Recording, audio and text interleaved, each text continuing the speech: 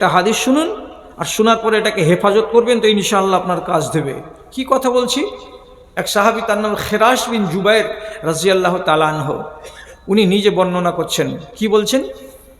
রাআইতু রাজুলান feel মসজিদে ইয়াখযিফু, আমি দেখলাম মসজিদের নববীর ভেতরে একটা 10-12 বছরের ছেলে ছোট ছোট মার্বেলের সাইজের 10টা-15টা পাথরকে জড়ো করেছে, আর করার পরে সেই পাথরগুলোকে এরকম করে আঙুলে ধরছে একটা করে, আর নিশানা লাগাচ্ছে, একবার জানালায়, একবার দরজায়, একবার উত্তর দিকে, একবার দক্ষিণ দিকে। যেমন আমাদের বাচ্চারা গুলি খেলে, মার্বেল খেলে, ওই রকম করে আঙুলে পাথরগুলো নিচ্ছে, আর ডানে আর বামে আঙুল দিয়ে দিয়ে চালিয়ে চালিয়ে ফেলছে। তখন এক বুজুর্গ বলছেন, এই বেটা, এটা কি করছো? এভাবে যে আঙুল দিয়ে পাথর চালাচ্ছ, গুলি খেলা খেলছো, এটাকে আরবিতে খাজাব বলা হয়। এটা কাজ করা ঠিক নয়, রাসূলুল্লাহ এটাকে নিষেধ করেছেন। কেন?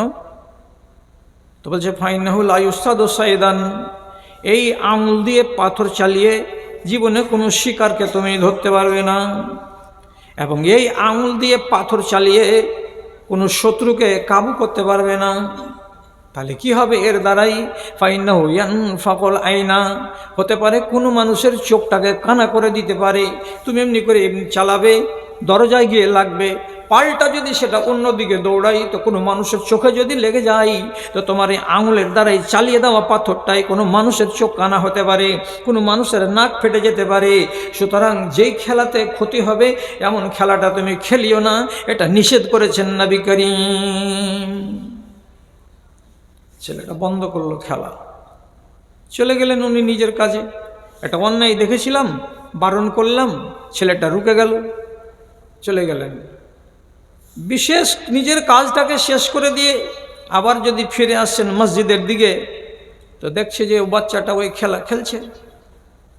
বা তোমাকে আমি 11টার সময় নিষেধ করে গেলাম যে এই খেলা খেলবে না, আর এত বড় তুমি হুঁশিয়ার ছেলে, 15 বছর বয়স তোমার, তোমাকে রাসূলুল্লাহর কথা বললাম, আর তুমি এই কথাটাকে একদম বেমালুম ভুলে গেলে, কি ব্যাপারটা তোমার? যখন তিনি দেখলেন যে দ্বিতীয়বার এই কাজ করছে ছেলেটা, তাকে সংশোধন করে দেওয়ার পর, তখন তিনি নিজের ভেতরে নতুন একটা জজবা তৈরি করে বললেন, মুনকারকে রোধ করতে গেলে সবসময় হাতের পাওয়ার চলে না, মুনকারকে রোধ করতে গেলে সবসময় মুখের ভাষা কাজ করে না, মুনকারকে রোধ করার ব্যাপারে আরও কিছুটা পদক্ষেপ আছে, সেগুলো গ্রহণ করতে পারা যায়। সেটার নাম হলো বয়কাট। এটার নাম হলো বয়কাট। ওর সঙ্গে সম্পর্ককে ছিন্ন করে নিতে হবে। আমি তোমার সাথে নেই, আমি তোমার সাথে চলবো না, আমি তোমার সাথে উঠবো না, আমি তোমার সাথে বসবো না, এভাবে আপনাকে সম্পর্ক ছিন্ন করে নিতে হবে। ইনি এবার কি বলছেন? তোমাকে আমি 11টার সময় বলে গেলাম এটা নিষেধ, তারপরে তুমি এটাকে নিষেধ মানোনি, খেলেই চলে যাচ্ছ। অতএব তোমার মতো একটা হারধারাম হুজ্জতি করার লোকের জন্য আমার মশলা হলো এটাই, ফাইনি লাম ওকাল্লেমুকা আবাদা, তুমি যতদিন বাঁচবে এবং আমি যতদিন বাঁচব, বাজারে যদি দেখা হয় তোমার সঙ্গে কথা বলবো না, যদি কোনো জায়গায় গ্রামে দেখা হয় তো তোমার সঙ্গে কথা বলবো না, হাটে ঘাটে মাঠে তোমার সঙ্গে মুলাকাত যদি হয় আমি তোমার সাথে কথা বলবো না।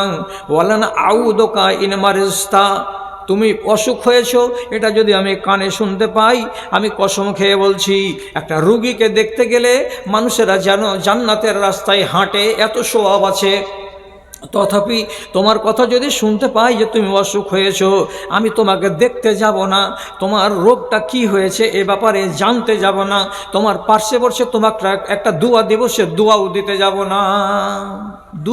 3 নম্বর, ওয়ালান আশহাদালাকাল জানাজাতা, তুমি যদি মরে যাও, হতে পারে 1 মাস, 1.5 মাস, 2 মাস, 1 বছরের ভেতরে মরে গেলে, তো যদি আমি শুনতে পাই উত্তর পাড়ার অমুকের বেটা মারা গেছে, এ কথাটা আমার কানে যদি আসে, তাহলে আমি তোমার জানাজায় হাজির হব না।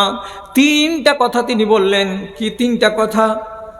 তোমার সঙ্গে কথা বলবো না, অসুখ হলে তোমাকে দেখতে যাব না, এবং তুমি মরে গেলে তোমার জানাজাতে শরীক হব না।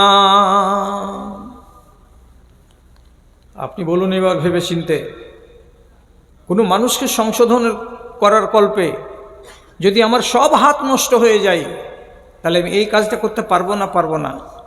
বয়কট ডাকা যাবে না। ইনি যে বয়কট ডেকে দিলেন, যে এই বয়কট ডাকাটা তার জন্য হালাল না হারাম? যদি হারাম হতো তাহলে একজন বিজ্ঞ সাহাবী এই সিদ্ধান্ত গ্রহণ করতেন না।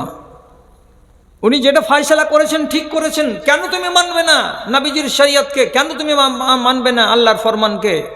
তুমি যদি নাই বা মানো, তোমাকে রুকলাম যে তুমি অন্যায় করছো, অন্যায় থেকে তুমি নিজেকে শুধরাও। তুমি শুধরাবে না, তাহলে তোমার ভেতরে দিন কোথায় আছে? দিন নেই, অতএব তোমার সঙ্গে আমার বয়কট, আমি তোমার সাথে চলবো না। এটা খারাপ কথা নয়। যুগ তো এসেছে সেই যুগ, আপনি